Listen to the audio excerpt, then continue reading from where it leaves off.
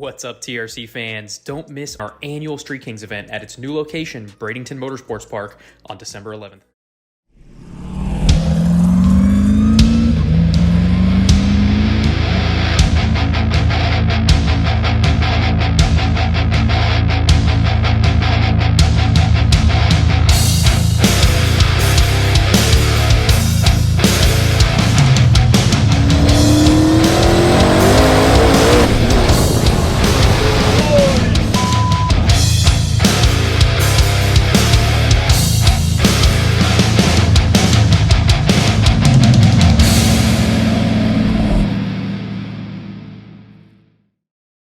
My name is Matt. This is a 2015 Corvette C7 Z06. Currently, it's a Borowski built 427. It's an LS dart block, rated like 2,300 horsepower. All the good internals: Cali crank, Cali rods, diamond pistons. Probably the third iteration of this for this car that we've been through. But yeah, I mean, it's been strong so far. It's got Bosch 210 injectors, Frankenstein intake. Yeah, it's a Precision Pro Mod 94. The car is running on Motec, so it's a little laggy at times, but the Motec really helps that out. It's got rolling anti-lag. So when you're on the anti-lag on the highway, boost comes in, it goes. But yeah, I mean, it's been a good turbo so far. I think we're going to send it back to Precision, upgrade the turbo for Texas 2K. We haven't had it turned up past 24 pounds. I think the highest setting is probably be 40 pounds, somewhere in there. At 40 pounds, it probably makes around 1,800 horsepower. We're easing our way into it. So we've had it at the track a couple times, mainly on wastegate. Turned it up to 24 pounds for a few passes at the track. It trapped 176. Well, we're not gonna go past 40 pounds.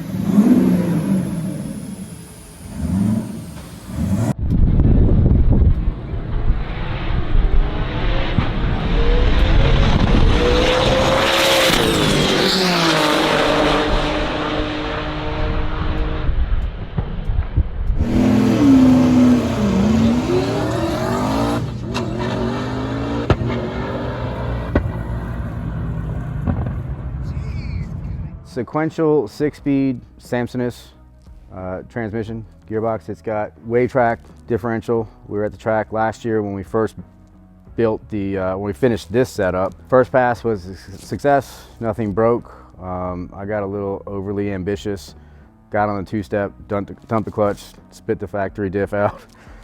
So that was where the wave trap came from. The trans has been fun.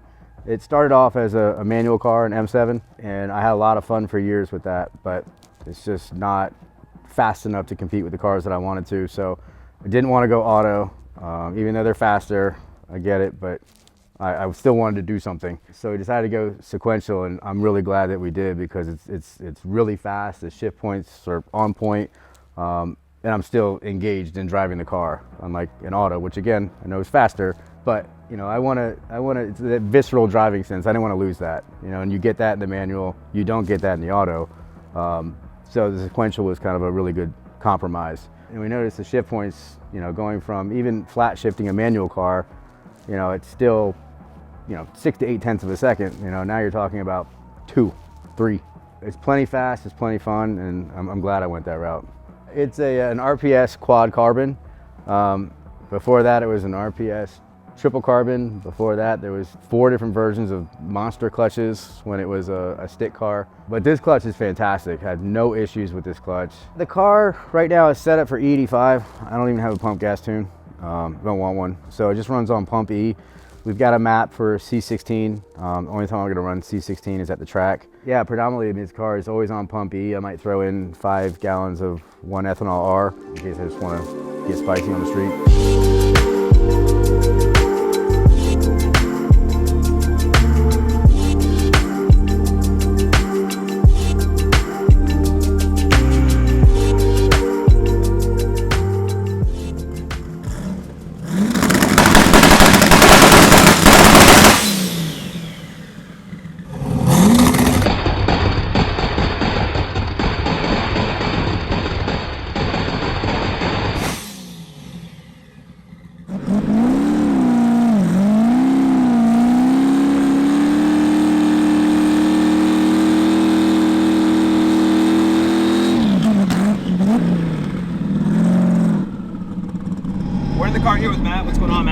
up, man? All right, so this car pushing, how much is this car pushing on? Turned up probably 1800. So 1800, you obviously can't drive that out on the street. You'll just spin, right? So I'm assuming you have different settings for this car. Yeah. Different power settings. So it's on Motec. It's got a rotary switch right there. Setting 1 is wastegate, which is like 16 pounds, and that makes somewhere around 1150, 1200. Setting 2 should be 20 pounds, which I think that makes 1250, 1275. And then setting 3 is 24 pounds, and it's all ramped in, so it's not giving it 24 pounds off the hit, but it's like 24 pounds at, I don't know, 120. Gotcha. And that makes like 1350, 1400 maybe. And then it's got a race gas setting where it's not a turn of the dial, but anything under 50% ethanol. Motec obviously knows that when you put C16 in. So on setting 3, that's 40 pounds. I don't even know how much that makes. 1700, something like that. So it's not all the way turned up, but again, that's ramped in also. So we'll try it on wastegate, and if it takes, we'll just roll in. We won't get on the anti-lag. And if it takes it, then we'll see about turning it up.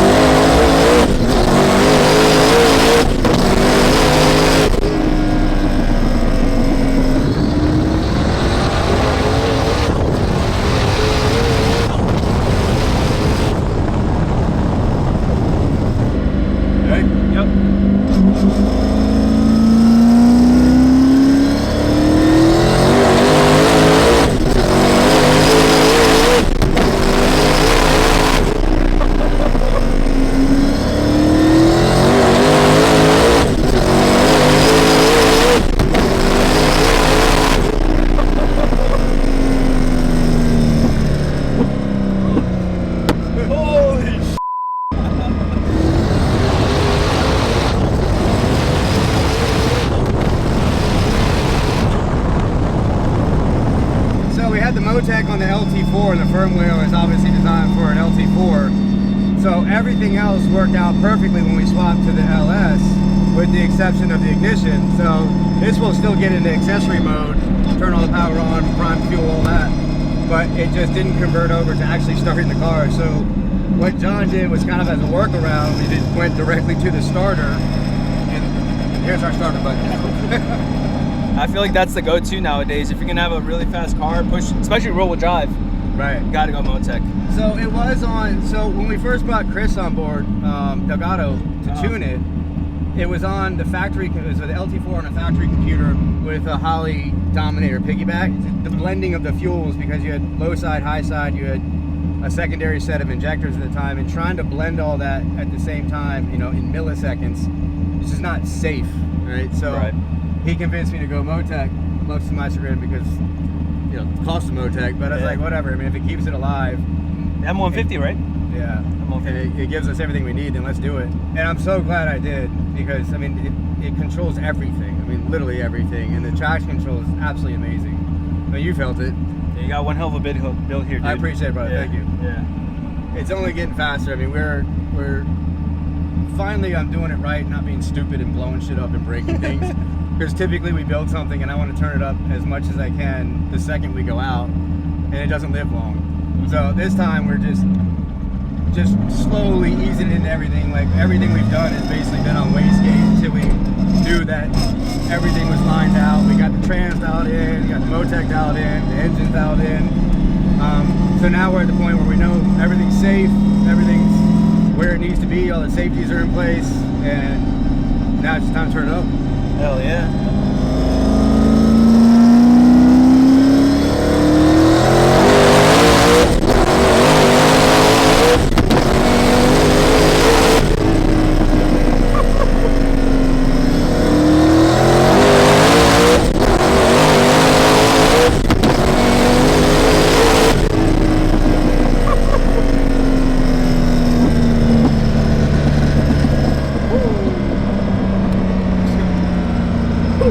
That's only fourth gear. Man, the Motec dashes are expensive. They're cool, but I wanted to leave all this factory. So it's just a surface go $400 Surface Go that taps directly into the Motec, so anything that you can read on a data log, I'm seeing live. So if I feel like it's down a cylinder, I can look at the EGTs. I want to know how much boost is commanding real time or change the boost on the fly outside of the switch. We can get in the boost controller and just adjust that on the fly. And it's nice also, like, you know, we're doing remote tuning, which we do a lot because my tuner's in Texas and I'm in Virginia. We can hotspot in and just, he can be live and I can look at what he's doing as I'm driving. Hotspots suck, and he hates it. He's always giving me shit for it, but it works when it works. Yeah. Do you have any future plans or goals for this car? Yeah, so we built it. It's a roll race car, it's not a drag car, so it's still got factory axles, factory drive shaft. We want to try to see 220, 225 plus in a half mile, and we want to see if we can, you know, go rounds at Texas. You know, last year or 2021 we did okay for what it was and not being done, but you just don't see cars like this going rounds in Texas. You know, you see Lamborghinis and R8s and GTRs, which are all badass, but to have a Corvette in the same event doing what those cars are doing, you know, there's something to be said for that. Speaking of which, how many C7 Zs out there have a sequential transmission? Your car being street/drag. Right. Yeah, I don't know of any that are using it for that purpose. Yeah, because I don't think I've seen a lot of this kind of setup out on the street. So this setup, there's not another setup like this, I think, anywhere in the world, where it's, you know, a C7Z that's LS swap on Motec with a sequential. I think this is probably the only one, which is why I like it. You know, I thought about getting out of this when it was not working and it's blown up in a million pieces, and getting into like a twin turbo Huracan or R8. But this is so unique, you know, there's not another one on the planet like it. I'm sure one day I'll probably have one of those cars, but, you know, when this car is working, it's a lot of fun. It's got soul because it's never been done. So that's why it's going to be hard for me to ever get out of this, only because all the blood, sweat, time, effort, energy, money that's gone into making something so unique work. But it's not been easy. It's been a long road. Yeah. But now that it's working, I can't imagine getting out of it. Cooling, so it's been a challenge cooling this car. Where the turbo sits didn't allow us to front mount a radiator. So initially we did, but we we mounted it flat thinking that it was going to get enough air. It didn't. So I could only drive it at the track, couldn't drive it on the street, which at the time that was kind of all I was trying to do. But then I wanted to get to the point where I could drive it on the street. So we took it from the front laying horizontal to the back where the exhaust used to be, because obviously the exhaust is coming through the hood now, and laid it at like a 45-degree angle. Still wasn't getting enough air. Apparently, in looking at wind tunnel tests, these cars just do not get air back there coming up to where the exhaust used to be. So we kept making diverters out of aluminum. They went lower and lower and lower, coming off the radiator in the back, trying to force the air up. It would do okay on a cold day, wasn't doing anything for us on a 75, 80-degree day. So it just got to the point where I told John, the builder, I said, look, we need to throw a heat exchanger up front. Like, let's not overthink this, just put one in the front, let it get all the air. The second we put that heat exchanger in, we saw temps at 165 is perfect, because prior to that, this car just ran at 220, 230 all the time, which is not drivable on the street. So now it's completely streetable. Temps are in line. Again, I drive it an hour, it doesn't get above 165, so we're on point now. I mean, suspension is completely factory outside of Menser coilovers. We did that right before Texas 2K21 and hoping that we were going to put the power down a bit better, and it's done a good job. I think we still need some more aero in the back in terms of downforce, but the Mensers have done a great job. Yeah, so the front, I don't want to put a parachute on my car. I really don't, but I think I'm going to have to go that route regardless. The fronts are still the factory fronts, 15.5-inch carbon ceramics. In the back, to fit the 15s, we went with little guys. So it's welds all the way around, beadlocks in the back. I think they're S77s. We powder coated those black. Mickey Thompson, I think it's a 275 60/15. It's a Pro, what tire is that? Radial Pro. And then the fronts, it's just Lumistars. That's right. Lumistars.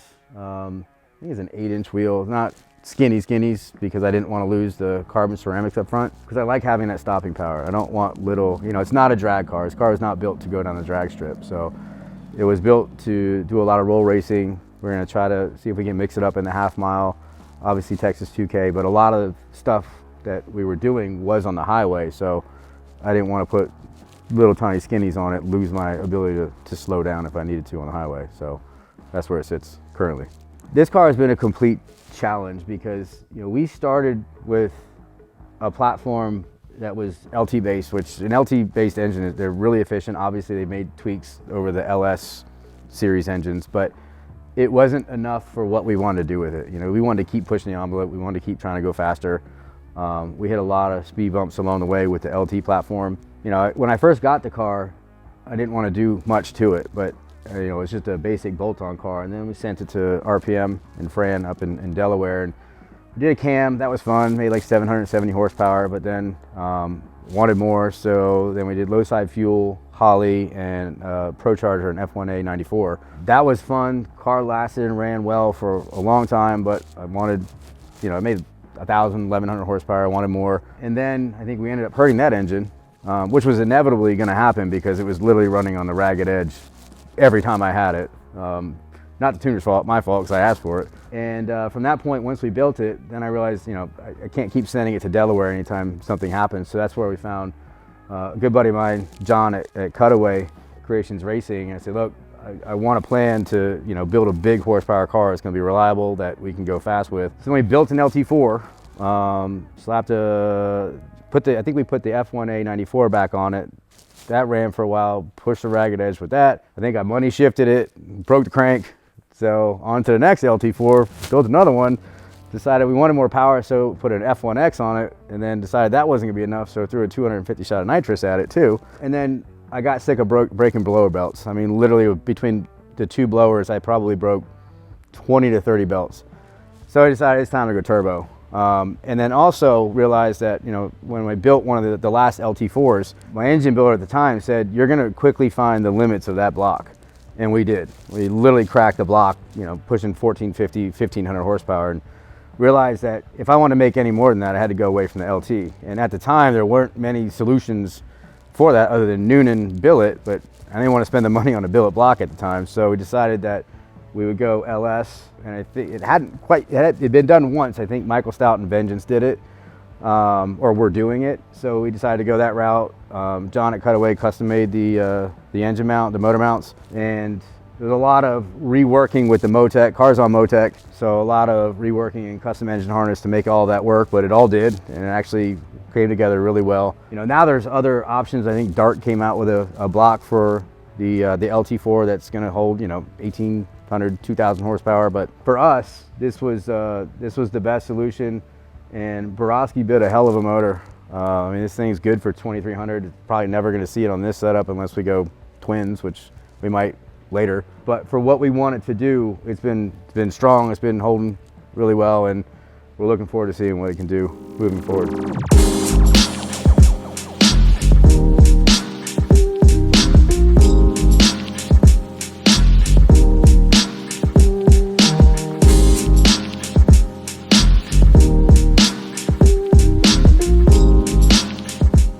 My name is John McGee from Cutaway Creations Racing. We're in Summit Point, West Virginia, right outside the racetrack. We specialize in late model GM performance, but we pretty much do everything. I mean, Fords, Mopars, classic cars, muscle cars, it doesn't really matter. Yeah, so Matt hit me up, I don't know, 4 years ago, 5 years ago, I don't know how long it's been. He's like, hey, got this Vette. A good friend of mine had built it, Fran. I mean, talk to that guy every day at RPM. He's my boy. And he's like, I'm really hard on this car and I really want to go fast. No hard feelings. He's like, I just want someone more local that's like, I'm going to break it every day. So I need somebody that's there. And I mean, at the time we were kind of just starting out. So I was still working out of my house. And I was like, yeah, let's do it. Let's go crazy. So he had brought me his car. It was blown up. And I was like, okay, let's do it. So we got a badass 427 LT4 built. Went through the car. The car was already on Holly Dominator. Put that all together, the car made like 1,100 wheel. It was sick. Matt drove that for a little while. I learned very quickly that he's super hard on it because he broke things I didn't know you could break. Like Matt said, at some point you find a limit. So we ended up finding a limit at the LT4, and at the time, there really wasn't a whole lot other than modifying stock parts as far as aftermarket goes for the engines. So I was like, dude, I know I can do it. I was like, let's put an LS in it. And he was like, let's do it, I'm down. And we in-house CNC made an LS swap kit for the C7s. I mean, the internet was pissed, but at the time it was what you had to do. So we put an LS in it, put a single turbo on it, and the car was just badass. Matt ordered a sequential from Samsoness. So I mean, the car just really like went 0 to 100 like super quick. There's been probably hundreds, if not thousands of hours of R&D in this car that me and all the guys here have invested, and Matt, in just trying to make this car like the perfect street car. I mean, how many Corvettes do you see single turbo that are driving around and not sitting on the side of the road boiled over? I mean, everyone's been there. Just for instance, like doing the rear mount radiator setup, I mean, we were here for hours just thinking, like before we even put it in, just thinking of like what to do. And I'm glad we put forth the extra effort to do it, because this car wouldn't have been the same without all the minds involved. I mean, it's not just me, it's me and Mike and all the techs we have working here. It's really a good team.